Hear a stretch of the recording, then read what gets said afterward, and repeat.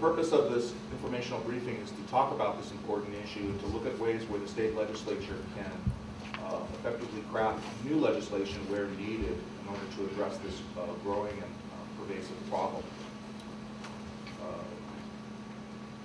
Cybercrime covers a broad array of illegal activities, including identity theft, financial fraud, stalking, bullying, luring underage minors, impersonation, and character assassination.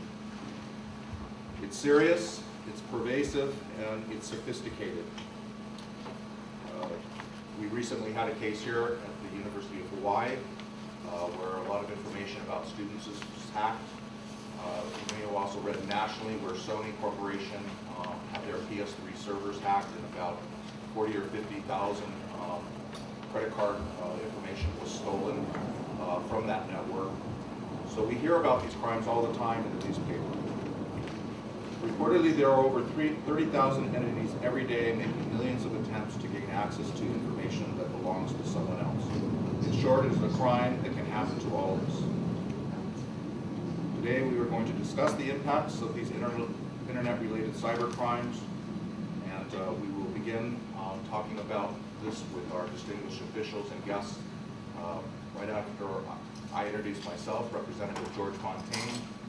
To my right is Representative Kymberly and we also have Representative Ward and Representative Marumoto here as well. And I'd like to have Representative Pine say a few words if she would like. Well, thank you everyone for being here today. I'm sure many of us are hearing more and more from our constituents that they have become victims of cybercrime. And we're also hearing about the difficulties in prosecuting some of these crimes. And as someone who's also been a victim, I can tell you that it's not an easy thing to deal with. And as leaders, we have been chosen to protect our constituents. And so we're so grateful and thankful and appreciative of all the experts that are here today. We first want to salute you with appreciation because you are out there fighting for all of us. And our job today is hopefully to get ideas for legislation that will help you to do your job and bring justice to the victims out there. Mahalo so much for coming. Representative Ward, Yeah, I just want to say special mahalo for everybody coming. This is the first ever briefing on this subject.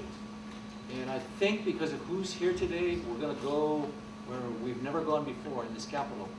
And it's an area where we have to catch up and really virtually know what the reality is of what's going on out there in the unseen world of cyberspace.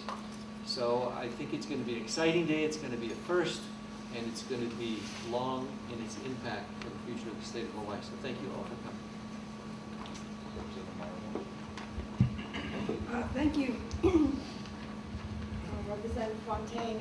Thank you for bringing this together, and Representative Kymberly Fine, your background as a captain on the Maui Police Department will hold you in good stead in knowing the dangers of these crimes, the modern menace. And Representative Pine has recently been a victim, and so we look forward to learning a lot from those who are very gladly came forward to testify. We appreciate it very much. Thank you. All right, thank you, representatives, for taking time out of your busy schedule to be here today to share this information. Our first presenter was my former boss many moons ago. He's a 29-year veteran with the Maui Police Department. He currently serves as Chief of Police for the Maui Police Department. When I originally spoke with Chief Yabuta about this issue, I said, gee, we want to talk about all the great things that you guys are doing. And Chief Yabuta shared, he says, I want to talk about the things that we can't do because of the level of sophistication and those kinds of things. So thank you, Chief, for coming and presenting here today. Good morning. My name is Gary Yabuta. I am the Chief of Police for the Maui Police Department. And I am no expert in computers. In fact, I began my experience with computers in the days of batch processing in college in the 1970s. We didn't have, next door to us, we had to deal with IBM cards, and we had to use an IBM key punch machine. And we would submit a box full of data and job cards to the computer room. Usually, the computer room was overwhelmed by engineering students. The next day, you go back to the computer room and you receive your computer job, only to find out because one of your cards, your control cards, was incorrect or in the wrong placement of the stack of cards that you had, your job was voided and you had to start all over again. Sometimes I thought it was an engineering student who sabotaged my computer job. And I guess that was my earliest recollection of cyber terrorism. A few months ago, I went to the Apple store and I bought my wife an iPad. The young salesman tried his best to guide me through the insertion of a password and my email address, my wife's email address, to activate my wife's ePad. But I couldn't hit the correct key on the touch screen, and I spent over an hour before I was able to get it right. The young salesman was quite exhausted with me as we witnessed other iPad purchasers flying in and out of the store as if they had bought a soda at 7-Eleven. As you can see, I'm not a computer expert, but I use my ignorance to convey the importance of what we as a society and law enforcement must prepare ourselves for an invisible enemy that we are already facing today, and more so will be facing in the future, the cyber criminal. This diabolical criminal genius doesn't have to be from a Stanford University, an MIT, a Caltech, or an Ivy League college. In fact, he doesn't even have to be very smart. He's self-taught and fully indulged to hurt society for personal financial gain or to encourage terrorist beliefs and anarchism, or to satisfy his lust for social and sexual deviation, and to recruit others to spread his destructive dogma. He is quite transparent and highly untraceable. He spends 20 hours a day, every day on the computer while conducting his crime. In June of this year, I had the honor of attending the U.S. Army War College National Security Seminar at Carlisle Barracks, Pennsylvania. This seminar was a week of integration with people like me and other community leaders and the college's student body of our top military leaders from all branches, Army, Marines, Navy, and Air Force, who would eventually earn a master's degree in strategic studies. During our discussions at the War College, it wasn't all about military defensive and offensive ground and air and sea capabilities in a conventional war. It was also about the development of a new tactical application to combat a cyber attack, a weapon capable of destroying our country's entire economy in a vaporizing second. Ironically, during the same week of my experience at the U.S. Army War College, then CIA Director, and now Secretary of Defense, Leon Panetta, spoke at a press conference and reported U.S. intelligence officials' concerns about the growing vulnerability the United States faces from cyber warfare threats and malicious computer activity. Panetta said it represents the battleground for the future. The potential for the next Pearl Harbor could very well be a cyber attack that cripples our power systems, our grid, our security systems, our financial systems, and our government systems. Reiterating, the calculus of cybercrime dynamics is well beyond my comprehension. But as a law enforcement official and as a chief of police, I must prepare myself and my department from all threats, to include the cyber criminal, who is fully capable of destroying our community and victimizing our Hawaii residents and visitors. The Department of Defense and the U.S. Navy will be spearheading a cyber security force to combat cyber warfare. I had the opportunity to dialogue with a Navy commander at the War College who will be spearheading this effort. He was already a combat veteran of cyber warfare during the Gulf Wars. The commander advised me that he will begin his mission by developing policy, and that is what we must do as well. We must invest now in this invisible warfare, and law enforcement must accept a new form of policing. We must be trained and properly equipped.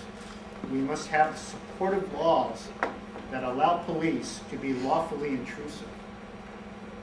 Our military, our national security agency, and our federal law enforcement colleagues, such as the FBI, will focus on cybersecurity and cybercrimes on a global perspective.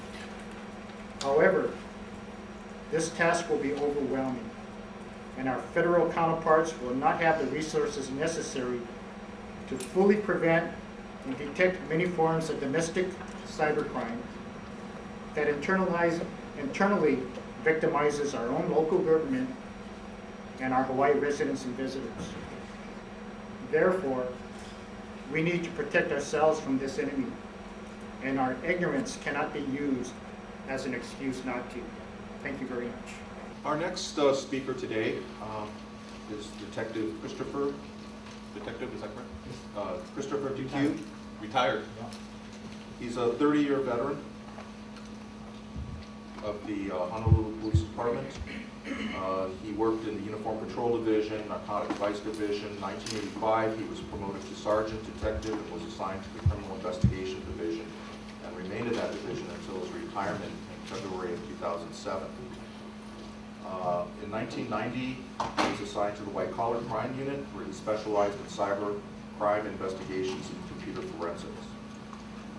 Detective Duque is still considered and recognized as one of Hawaii's leading computer and internet crime investigators. He's conducted investigations in a wide assortment of criminal offenses. These includes trafficking of child pornography, identity theft, various forms of internet fraud, hacking, network intrusion cases, harassing and threatening cases, and child exploitation cases. In 1999, Detective Duque investigated Hawaii's first documented identity theft, an internet fraud crime series in which personal information, names, dates of birth, social security numbers, etc., were used to perpetrate a fraud. In 2002, he was recognized as Detective of the Year. He is a member of the High Technology Crime Investigations Association and is recently awarded the FBI's 2008 Director's Community Leadership Award, which was personally presented to him by the FBI Director Robert S. Murrell at a ceremony held at the FBI headquarters in Washington, D.C. Detective Duque, welcome, and thank you for coming today. Thank you. Thank you, sir. Thank you, man. First, I want to let representatives know that I'm honored and flattered to be invited to do this presentation. When I was asked to do a presentation on cybercrime, I was wondering how much time was the lawmakers was going to allow me. And I told Linda, who called me up, he says, is this a 1 week session or a 1 month session? Because when it comes to cybercrime, it's so much embedded, the technology is so much embedded in our lifestyle, in our society, that we cannot think about it as technology, we just have to think of it as part of our life. Cyber safety, fighting cybercrime, starts from family and works outward. We have to develop core values within our families, supported by the teachers, reinforced by our lawmakers and law enforcement. Finally, the family bond needs to be strengthened and kept intact, more so as they become young adults. But anyway, the dark side of the internet. That's my contact information. The internet is an extraordinary tool for boundless use and is only limited by the imagination of its users. However, but what if the user is a criminal, a pedophile, an identity thief, a fraudster, a terrorist, cyberbully? They all are users of the internet as well as us. The focus today is to provide some insight into the nature of the internet and how it enhances criminal and unethical behavior, making it almost impossible to identify, investigate, and prosecute the wrongdoer. As a cyber thug, a cyber criminal, a cyber terrorist, I'm a ghost. My experience working undercover in the streets of Honolulu was a natural transition into cyberspace. Because when I go into cyberspace, I can be anybody I want to be. I can be Representative Ward, or I can be Representative Pine. I can be Representative Rivera's grandson. I can be Representative Marumoto's daughter. I can be Representative Fontaine himself.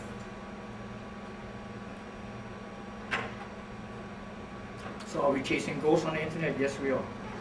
Major areas of concern that when we talk about cyber safety, cyber crime, there's three major areas: the technology, the information, and users. Understand that computer systems, in the internet is a tool.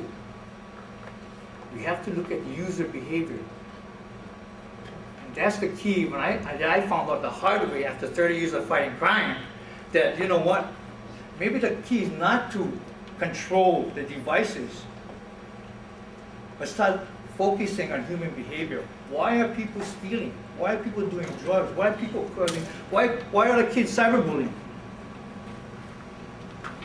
We're not looking at that. The Band-Aid solution is attack the technology, the quick, fast solution, but the problem is still there.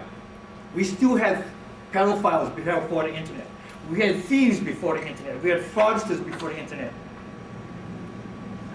Technology today just brings them out of the woodwork.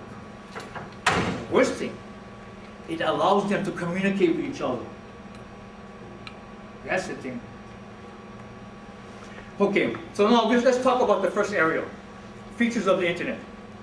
4 main features of the internet: a facade of anonymity, the global communication medium, easy accessibility, and permanence. These are the features of the internet.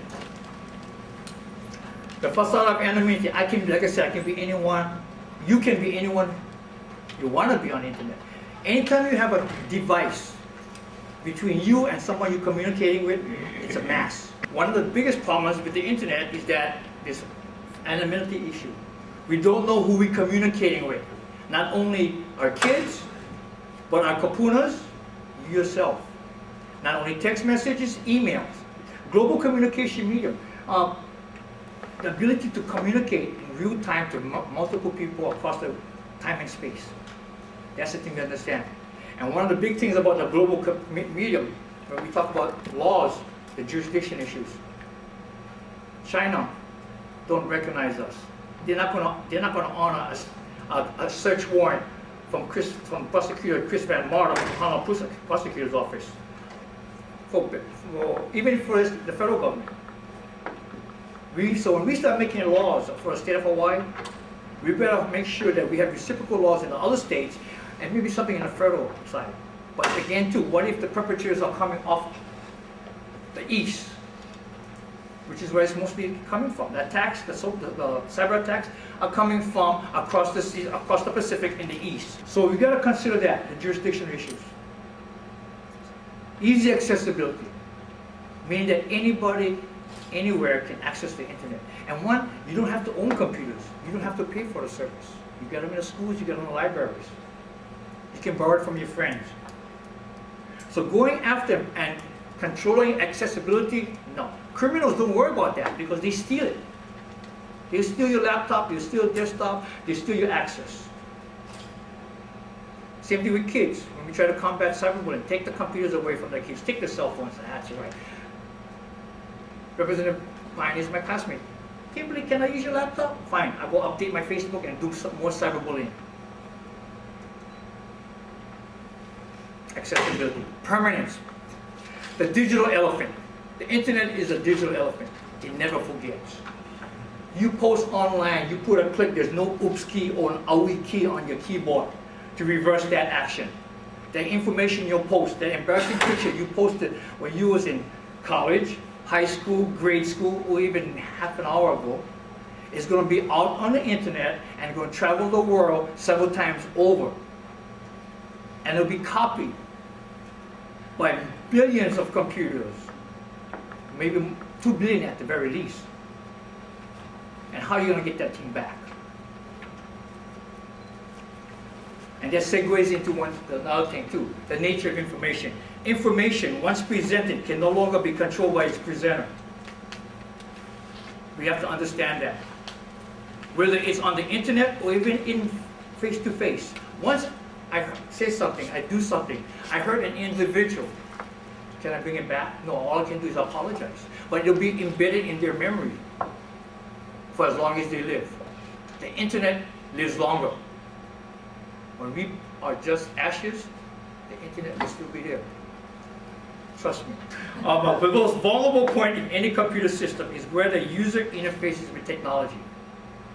And that's the key. Most people put themselves in a position to be victimized. They are totally clueless about their surroundings and are completely in the dark. And when it involves cyberspace, that's the dark side of the internet.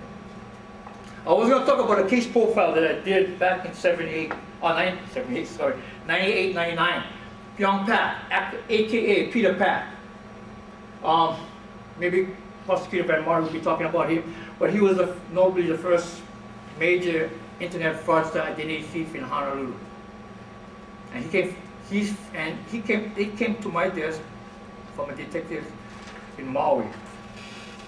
It was a Nate Maya case, and I saw my partner was in the back row right there, Erin Okito, still a detective who was sold in HPD, probably working by himself fighting cybercrime. But anyway, both of us tracked this guy for 8 months. You talk about a logistic investigative nightmare. But it was easier then than it is now, I tell you that. Because then, back then,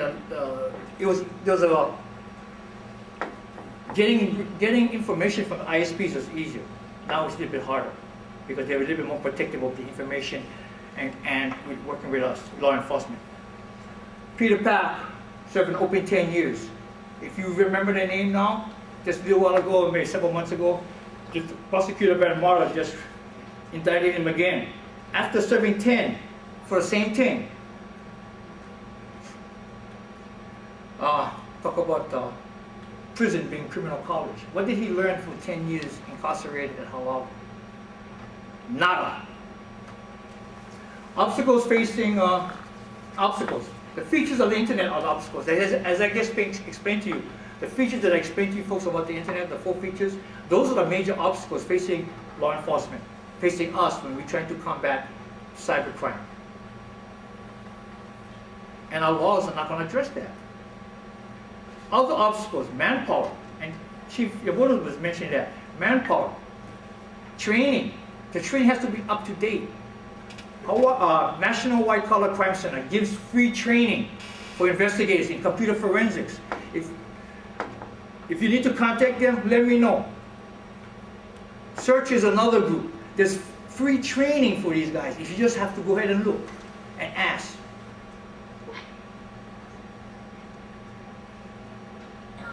Equipment.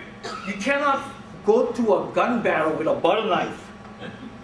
When I was at HPD, Windows, 98, and you're fighting crime. In fact, there was a time we investigators brought our own personal laptop. I think maybe Representative Fontaine, remember, most of the equipment and training, you had to bring your own. So the thing is that we have to, when we're thinking about law enforcement, we got to worry about the manpower, the training. Laws, again, we got to think about, if you're going to look at laws, just start thinking about jurisdictional issues. This is what it comes down to, money. And in this time, money is tight everywhere.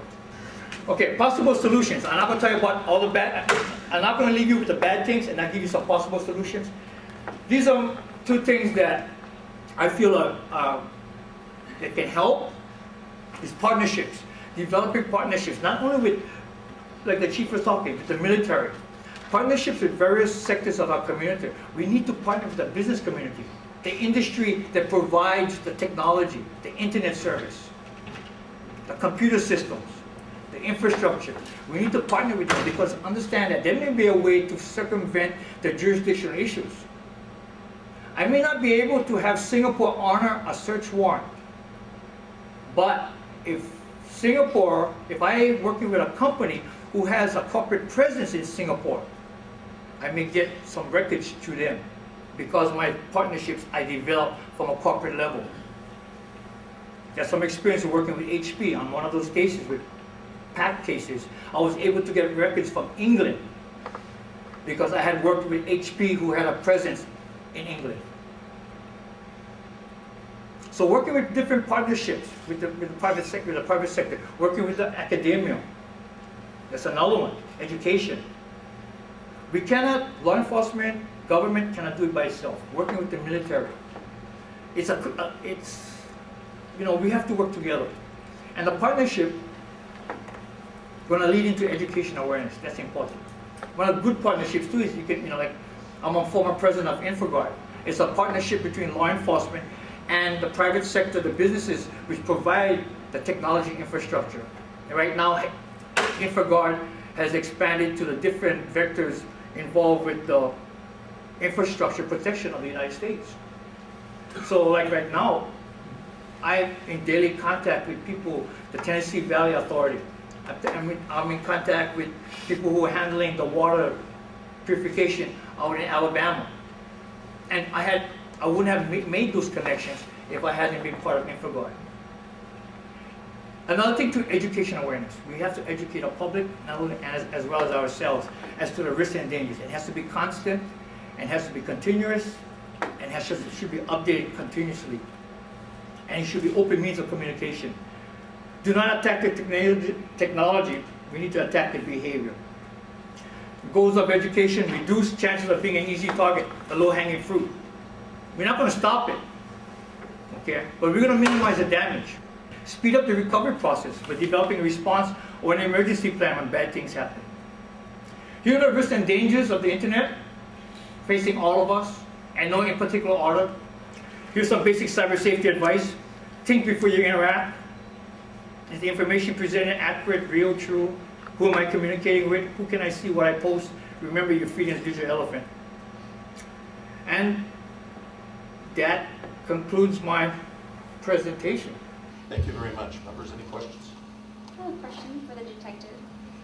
You said when you were following Peter Pat that you did for about 8 months, you said it was easier to track someone back then than it is now. What's more difficult about it now? Well, back then, it was basically who you know, and I had developed a relationship with the different ISP providers and service providers. Again, like I say, I was partnering with the business community, the people who had a vested interest, vested even though it has to do with bottom line. HP, Compaq, Amazon, working with them to find out who these persons were that were just stealing them blind. So they would be giving me information. They would have queued my requests. So all I need to do is to get the subpoena over, signed, faxed, and right away I get the information to follow my leads. Now it takes a little bit longer time. They will understand the laws much more. They understand that, and they worry more about releasing information and expose the company to some kind of litigation. So that's what they're concerned about now. Chris, you said you can be anybody you want to be. You said you use terror, temptation, and all the other T's. You said 3 T's.